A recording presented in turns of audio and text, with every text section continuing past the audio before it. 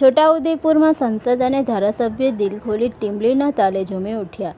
બોડેલીમાં યોજાયેલ મેરેથોન દોડમાં સાંસદ જસુભાઈ રાઠવા અને અભયસિંહ તડવી ટીમલીના તાલે ઝૂમી ઉઠ્યા.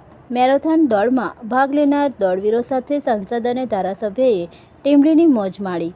આદિવાસી ટીમલી નૃત્ય છોટાઉદેપુર જિલ્લાની આગવી ઓળખ. રિપોર્ટર મોહસિન સુરતી, છોટાઉદેપુર.